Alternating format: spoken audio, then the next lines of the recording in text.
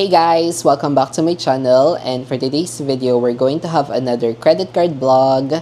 And as I promised from my previous video, I will share to you kung paano nga ba nag-work itong cashback nitong China Bank Home Visa Platinum Credit Card. Ito na nga ba yung best cashback credit card?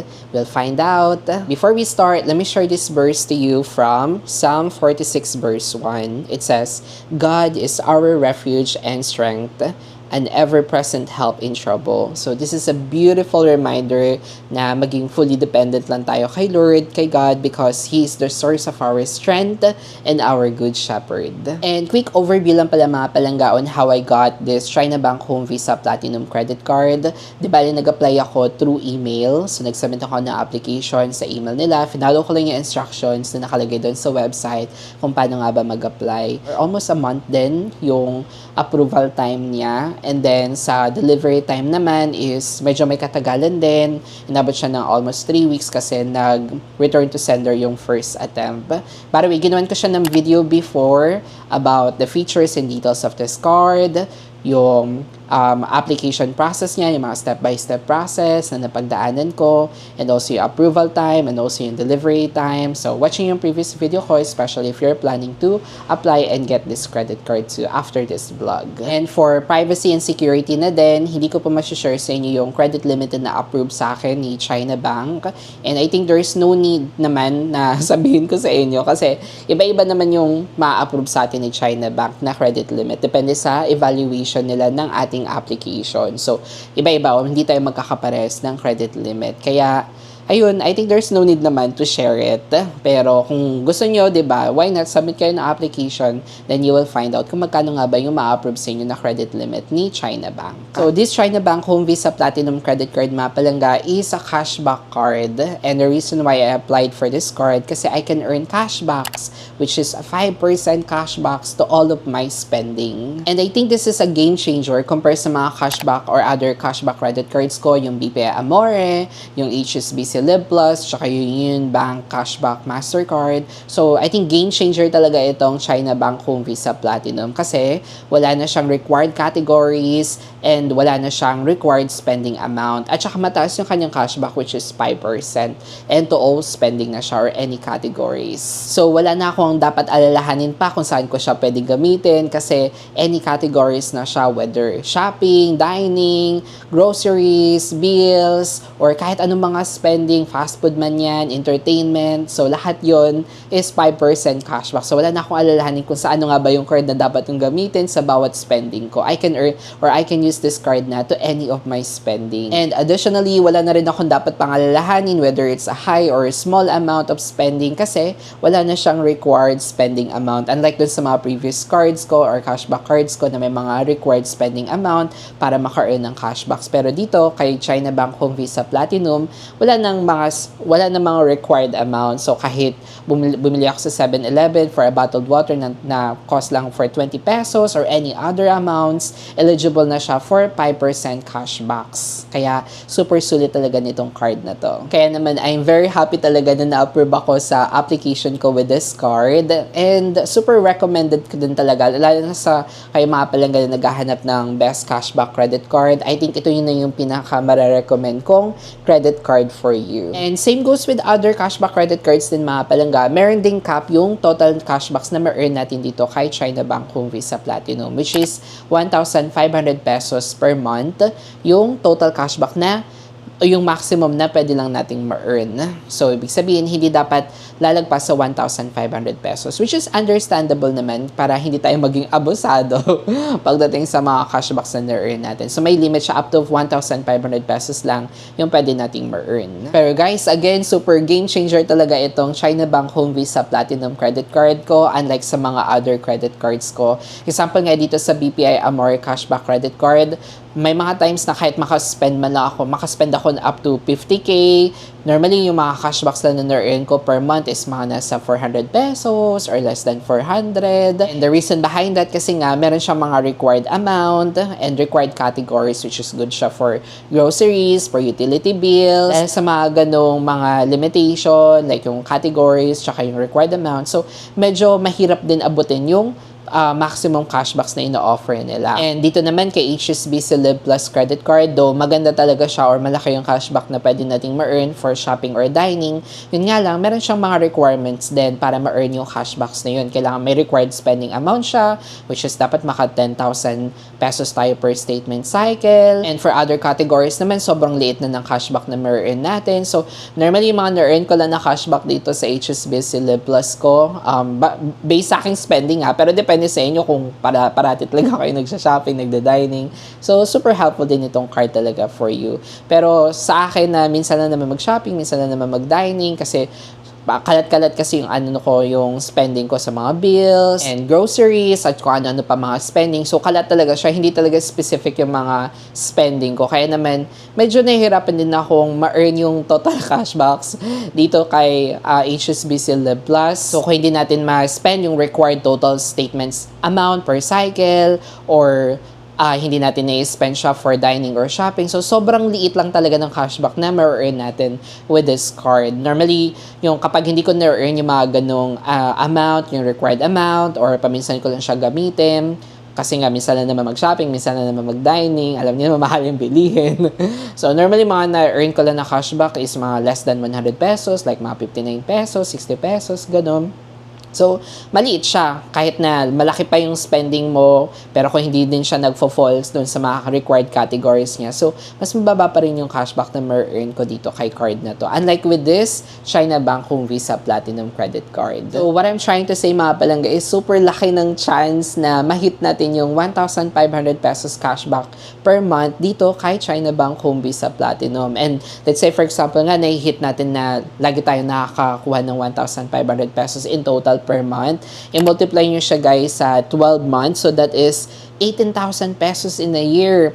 And let's say nga hindi natin na-waive yung annual fee kasi may annual fee siya na 3,000 pesos. So kaya ibabawas natin yun. So that will be 15,000 pesos. And I think ito na yung kahit 15,000 pesos na yun ito pa rin yung pinakamalaking cashbacks na pwede ko ma-earn or ma-earn ko compare from my previous cashback credit cards. And by the way, kung matagal na kayo nanonood ng mga vlogs ko, travel vlogs, credit card vlogs, please support me by clicking that subscribe button and hit the bell notification button na din. Maraming salamat po. Going back, hindi ko pala pinopromote si China Bank. Baka inisip nyo, kaya ko ito ginagawa ng vlog para ma-promote si China Bank itong card na to. No guys, it's based from my personal experience na pwede rin yung may experience on your own. And yun yung na-experience ko na parang na-realize ko na game changer talaga tong card na to. And it's up to you naman kung try nyo din ma-experience nyo. And for sure naman sa mga cashback credit card holders dyan, masasabi nyo din talaga na best cashback talaga siya compared from the other cashback credit cards. Nung na-receive ko pala itong China Bank Home Visa Platinum Credit Card, it comes with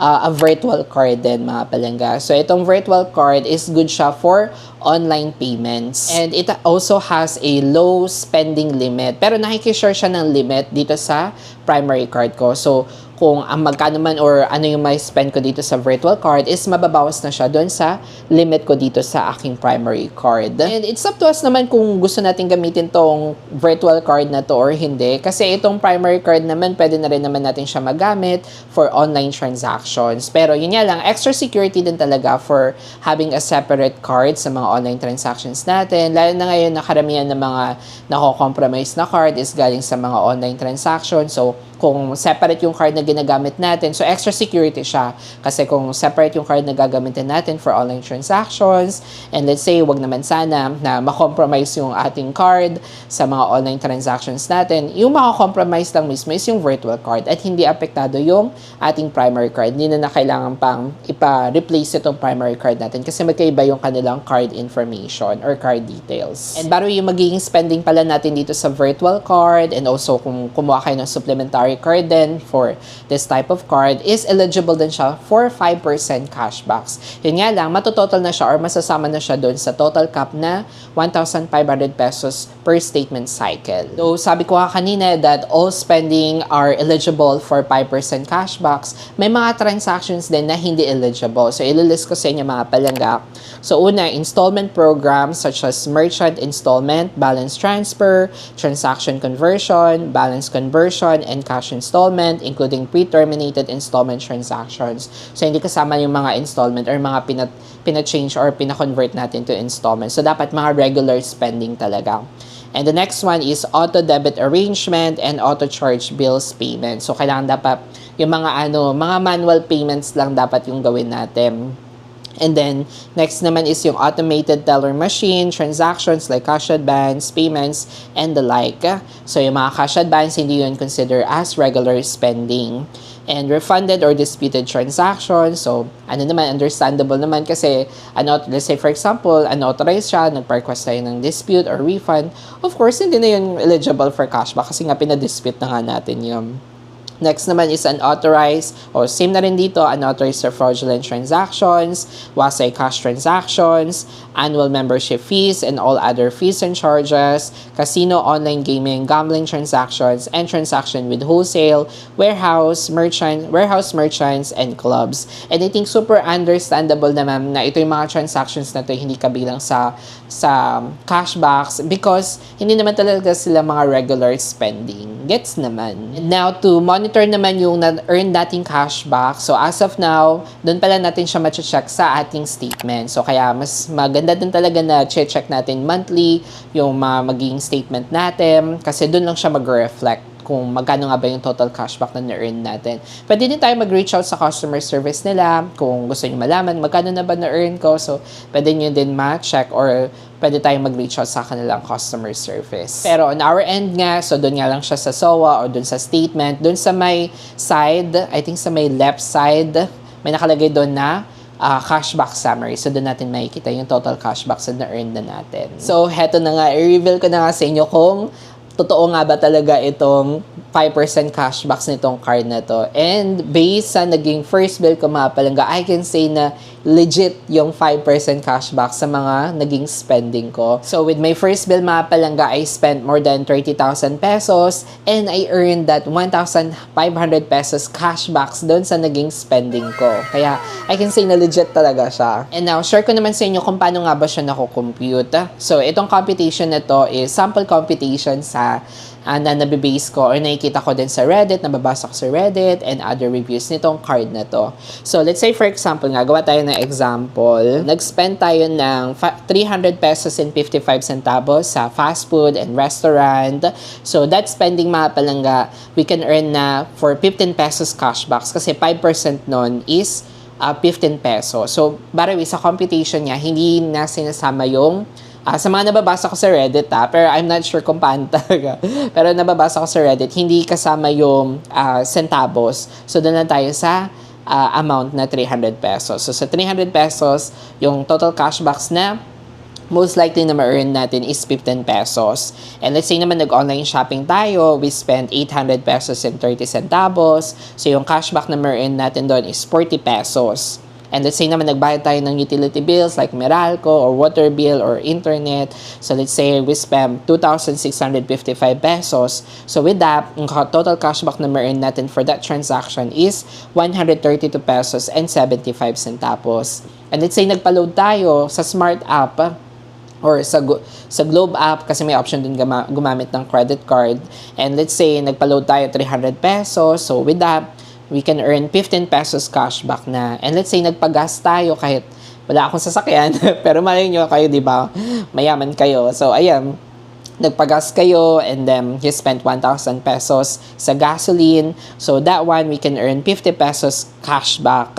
And let's say nag-groceries tayo and we spent 2,540 pesos and 60 centavos. So, we can earn 127 pesos cashback. So, overall, yung total naging spending natin is 7,595 pesos and 85 centavos. So, with that total spending, yung total cashback naman na earn natin is possible earn natin most likely is 379 pesos and 75 cents. So, that's the sample computation nung kung paano nga ba natin ma-earn yung cashback. So, magkano nga ba yung expect natin cashback na ma-earn. So, kung gusto nyo lagi na hit or na-target yung maximum total cashback na 1,500 pesos, so, i-spend nyo lang more than 30,000 pesos per statement cycle and for sure, ma-earn nyo yung total na yon, yung maximum na yun na 1,500 pesos na total cashbacks. And again, sabi ko kanina, game changer siya kasi unlike with my other cards na kahit makaspend na ako ng 50,000 pesos na, more than 50,000 pesos,